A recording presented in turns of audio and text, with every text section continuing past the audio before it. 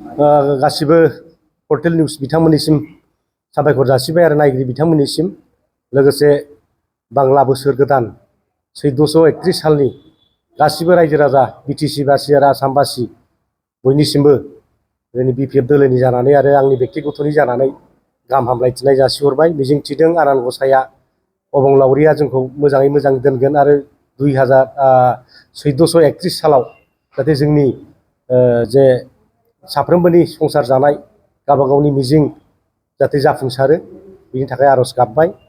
दा दिनैहाय जोंनि खाथियाव दा साखाथि फाखाथि जिरायफानानै दं बिथांमोनहा माखासे इउपिपिएल दोलोनि बुरखायनायाव मोजां मोजां बाथ्रा बुंनायाव बायदिसिना साख्रि होगोन, आइबिएस होगोन, न' होगोन, बिसिफोरनो अरुनदय होगोन, सेल्फ हेल्प ग्रुपआव फैसा हरगोन, बिफां गायनायनि फैसा हरगोन बायदिसिना होननानै बिथांमोननि परियालफोरखौ दिनै बुरखाय बुरखाय लांदोंमोन। नाथाय बिथांमोनहा दिनै नुबाय बिथांमोनहा थांनाय डिसेम्बर मासावनो जयेन जादोंमोननो, नाथाय बिथांमोननो दिनैसिमबो बेफोरबायदि खाबुखौ मोनसेबो खालामना होआखै।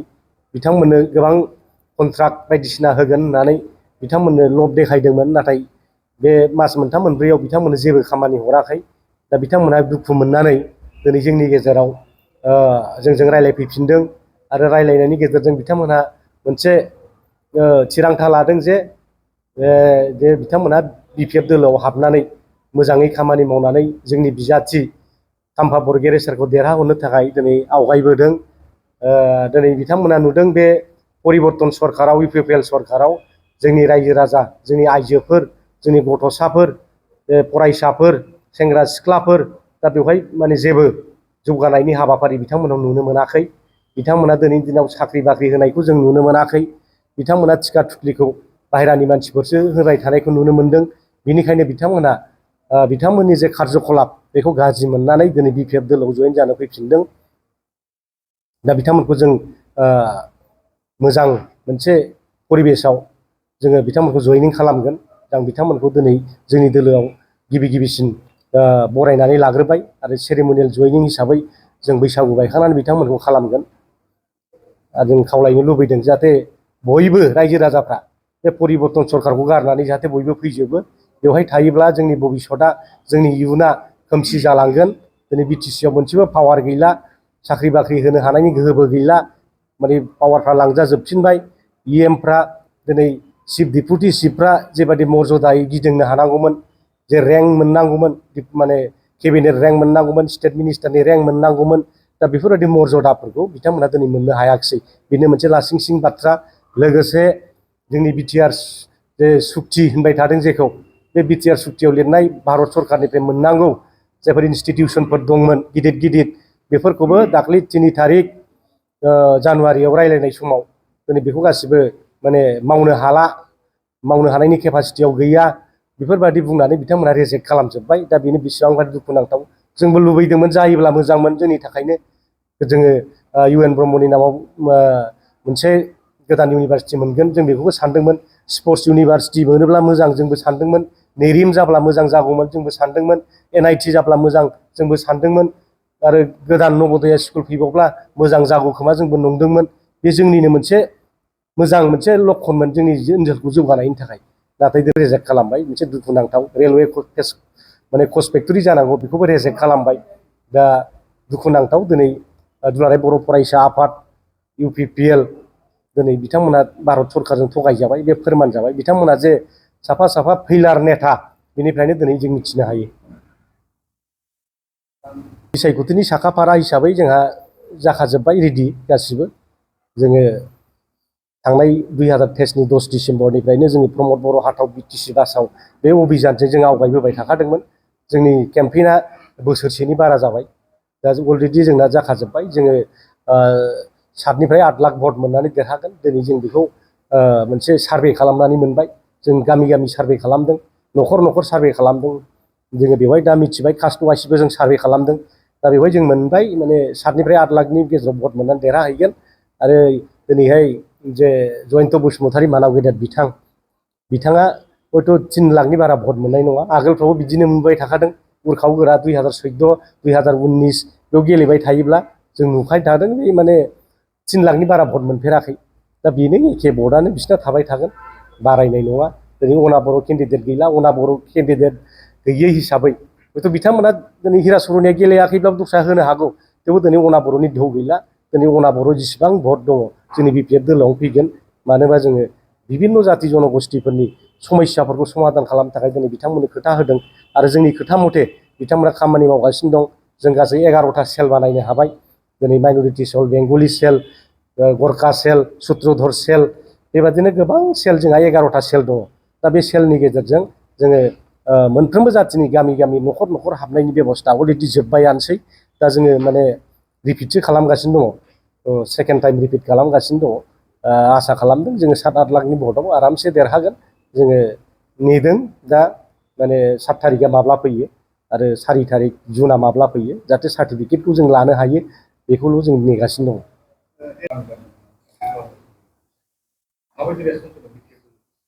दाथ' नुदों जोङो माने रायजो राजाफोरा जोंखौ अनसायनाय। जे गामियाव BPF हिसाबै हाबनो हायामोन, जे गामियाव BPF हिसाबै 100 घराव न'खर बाल'मोन, दिनै बेबादि गामियावनो गावसोरनो लेंहरनानै दिनै मिटिं खालामफैयो।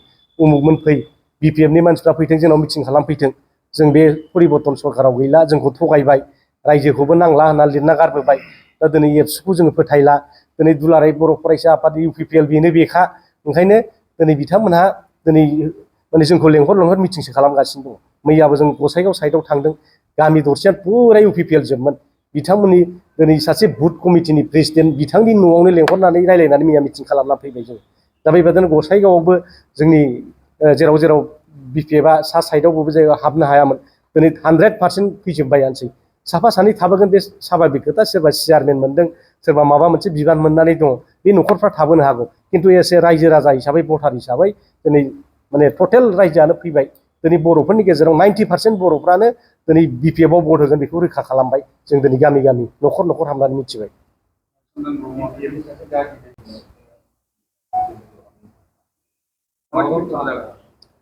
चन्दन ब्रह्म पार्टि सोलायनो नागिरदों, दा बेवहाय बुंनांगौ गैया। पार्टिखौ गावबागाव गोसोबादि खालामो बयबो, जाय जेराव खामानि मावनो कम्फर्ट मोनो, जायजों साननाय हनायफ्रा गोरोबलायो बेवहाय थाङो। दिनै हाग्रामा महिलारि सारजों चन्दन ब्रह्मजों मा दाय जालायदों बेखौ भिक्ट'रिया बाथ्राफोरखौ जों मिथिजोबा। ना बियो बेक्तिगत गोसो जानानै थांदों, ना सोरखौबा गाज्रि मोननानै थांदों, बे गावनि खोथा। दा चन्दन ब्रह्म थांब्ला जे जोंनि पार्टिया खथि जागोन बे नङा। बान्दर मिया थाङो, सुन्दुर मिया फैयो, पार्टिया जेबो खहा जाया बेवहाय। बे जोंनि खालि BPF दोलो नङा, अनेकथा दोलोफ्राबो दिनै बिदिनो सोरबा लिडारा थांदों फैदों बिदिया सोलिबाय थायो। दा जोंनाव नाय, बिथांमोना जुदि 10 जन जइन होयो, 20 जन जइन होयो, जोंनाव 1000 जन जइन खालामफैयो। नोंथांमोना नुगासिनो दं नोंथांमोननि चेनेलनि गेजेरजों। मैयाबो 700 जननि बारा जइन खालामबाय हाग्रामा महिलारि सारा गावनि आखाइजों। आरो दिनैबो हाग्रामा महिलारि सारा कुसुगाव 6टा मिटिं लादों, बेवहाय खमसे खम 6000सो मानसिफ्रा जइनिं जानायनि बाथ्रा। दा बेबादिनो जोंनाव रोजा रोजा रायजो राजाफ्रा जइनिं खालामफैगासिनो दङ।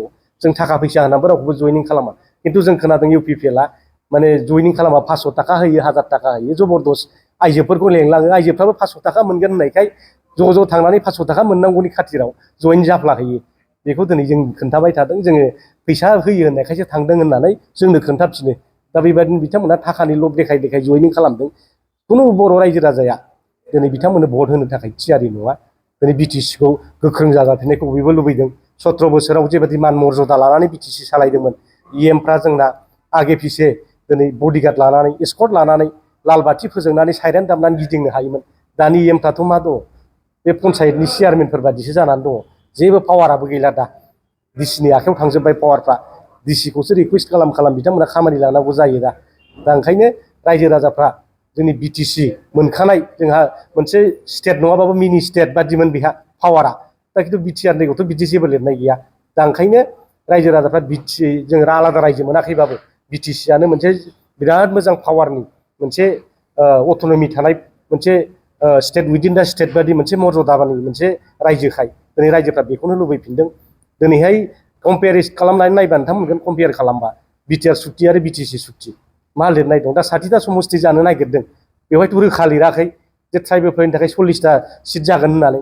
खिन्थु BTC सुक्तियाव मोनदों 40टायाव 30टाया ST जागोन। दा होमबा बिथांमोना जेबो स्पेसिफाइद खालामना लाबोआखै।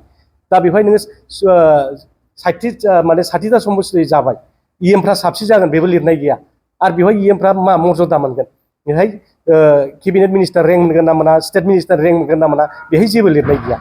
दा ओंखायनो जेबो स्पेसिफाइड गैयै जेरै गोदाव सोराव रनसाय लिरनायफोर बादि मोसौ रनसाय लिरनायफोर बादि लिरलाना लाबोनाय मोनसे एकर्ड बियो दा ओंखायनो गोसोबादि हेमन्त बिश्व शर्मा मानाव गेदेर बिथाङा जानला मोनला सालायहरगासिनो दं दा ओंखायनो इएमफ्राबो 19 जन 20 जन गाहाम जालायबाय दा बारायनानै जेबो स्पेसिफाइड लिरनाय गैया दा दिनै जों नुनो मोन्दों जों सिङाव हाबनानै नायनानै दै आन्दाज खालामना मोन्दों जे बेवहाय खालि बे बिटिसिनि गेटआव बिटिसिल' लिरनाय दंसै खिन्थु खामानिया बिटिआर बादि सोलिगासिनो दङ बिटिआरनि लिरनाय बादि सोलिगासिनो दं ओंखायनो दिनै प्रमद बर' बिथाङा जोंजों बुंजाबाय थायोबा बिपिएफआ बुंबाय थायोबा आगोलनि इएमफ्रा दिनै स्टेट मिनिस्टारनि रेंक दंमोन दिनै प्रमद बर'आ दिनै आसाम गभर्नमेन्टखौ थांनानै बुंहैब्ला दिनै बुंजाहरो ইয়াতো লিখা নাই নহয় ইএম বিলাকক যে স্টেট মিনিষ্টাৰৰ ৰেংক দিব লাগে বুলি বিটিআৰ চুক্তিত লিখা নাই নহয় চিফ ডিপুটি চিফক কেবিনেট ৰেংক দিব লাগে বুলিতো ইয়াত লিখা নাই নহয় बिदि होननानै बिथांमोना दिनै जोखार हरजाबाय थादों आरो मालाय ओंखायनो प्रमद बर'खौ बिटिसिनि सिएम जानायखाय दिनै केबिनेट डिसिसन लानायनासो बेनो माने केबिनेट मिनिस्टार रेंक होनो गोनां जादों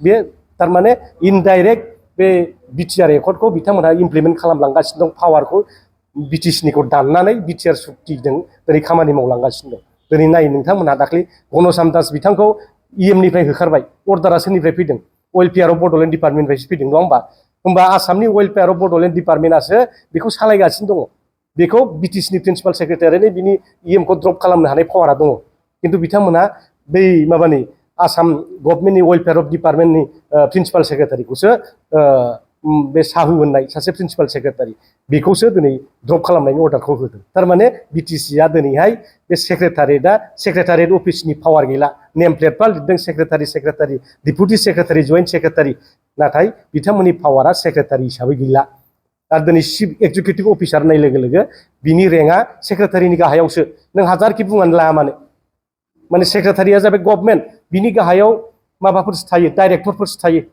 डाइरेक्टरफोर थायो मेनेजिं डाइरेक्टर बेफोरबायदि थायो दा जोंना चिफ एक्जिकिउटिभ अफिसार होननाय लोगो लोगो बिनि जे गभर्नमेन्टनि मर्यादा बेखौ दिनै डिक्लाइन खालामनाय जादों खिन्थु बिथांमोनहा दुगादुबाय थायो बिराद सिइअ जाबाय जोंना होननानै खिन्थु बियो गभर्नमेन्ट नंला दा बेखौसो दिनै फोरमान खालामदों